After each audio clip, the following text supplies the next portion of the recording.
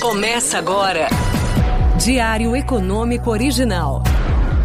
Uma parceria entre o Banco Original e o Canal Rural, com uma análise das principais informações que impactam os mercados, a economia global e do Brasil. Apresentação Marco Caruso. Bom dia e bem-vindos de volta ao seu bom e velho Diário Econômico Original.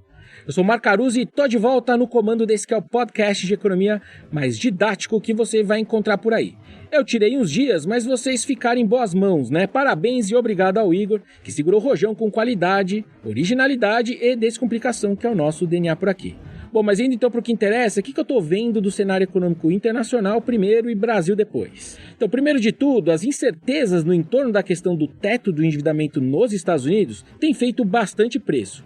Até semana passada estava pesando negativamente, mas agora a gente está vendo algum sinal de avanço nessa questão, né? Essa questão, aliás, que me parece que explica bastante coisa, principalmente quando a gente analisa o juro americano e o dólar. Como esse teto está perto de bater e a gente não vinha tendo avanços nas conversas, o Tesouro Americano segurou suas emissões de títulos, isso desenhou juros futuros caindo lá nos Estados Unidos, o que também foi reforçado ali, né, com o quadro global de moderação da atividade e da inflação, e foi alimentando a ideia de que os bancos centrais estavam perto de parar o seu ciclo de alta.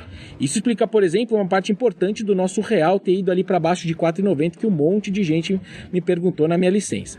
Pois bem, mas semana passada, além de republicanos e democratas terem pelo menos começado a dar sinais de um denominador comum nas discussões do tal do debt ceiling, vieram dados acima do esperado nos Estados Unidos e também alguns diretores do Fed voltaram a sugerir que essa pausa nos juros não é tão dada assim. No mercado futuro, a estabilidade nos juros ainda é o principal cenário para a próxima reunião do Fed, mas o cenário de alta tem uns 20% de probabilidade. A primeira queda agora só é esperada lá para novembro, então muito mais perto do que eu acredito, né? Eles podem até parar agora, ou enfim, mais uma alta, mas os cortes estão lá para frente e não antes.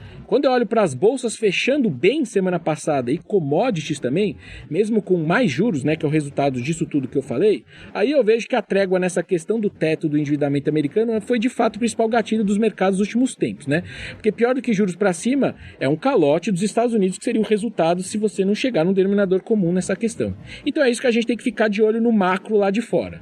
E pelo jeito, se isso sair da frente, então, os ativos denominados em dólares deveriam voltar a ganhar força, que foi o que a gente viu semana passada. Hoje o presidente Joe Biden, o líder da Câmara, o Kevin McCarthy, tem reunião depois dessa retomada nas conversas para evitar esse calote.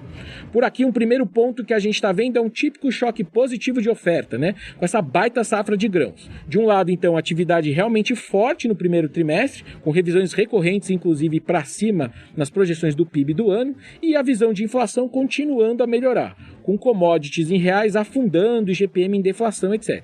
Bem-vindos, então, à situação espelho do que foi a Covid e a guerra da Ucrânia, só que agora para o lado positivo. Aliás, a agenda dessa semana traz a prévia do IPCA de maio, depois da surpresa, na verdade, negativa que a gente viu com abril. Os elementos negativos daquela piora ainda estão no radar, mas a gente vai ter alguma contrabalança de combustíveis para baixo.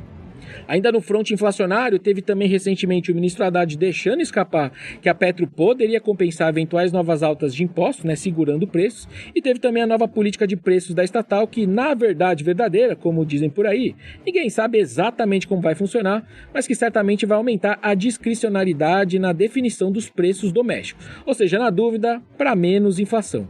Sobre a tramitação agora do arcabouço fiscal, depois que os deputados aprovaram a tramitação urgente semana passada, o projeto de lei deve começar a ser discutido no plenário da Câmara entre terça e quarta-feira, segundo o próprio Arthur Lira. O tal regime de urgência foi aprovado com ampla maioria, tratoraram, como dizem nas expressões, então não deveria ter muita surpresa nesse fronte. O relator fez algumas mudanças na proposta original do governo, incluindo a obrigatoriedade de cortes de despesas para garantir o cumprimento das metas fiscais. Ou seja, eles tiraram o jabuti da árvore, conforme esperado, era um jabuti, e deixou ele mais robusto. Então é positivo, né? Em compensação, ele também deixou claro que os gastos vão aumentar 2,5% acima da inflação no próximo ano, em cima de uma base bem engordada de 2023, e com pelo menos o salário mínimo fora desses cortes, ou seja, mais despesas. Eu vejo o endividamento público subindo todos os próximos 4 anos. Mas essa narrativa saiu de moda entre os analistas porque poderia ser numa velocidade pior do que a gente via antes. Essas commodities em queda também não ajudam na ponta da surpresa com receita, mas pelo menos o PIB pode não ser tão ruim assim quanto se projetava meses antes, que acaba ajudando a receita do outro lado. Vamos ver. Por hoje é isso, turma. Bom estar de volta aí no seu YouTube, no seu Spotify. Bom dia, bons negócios e, claro, sorte sempre.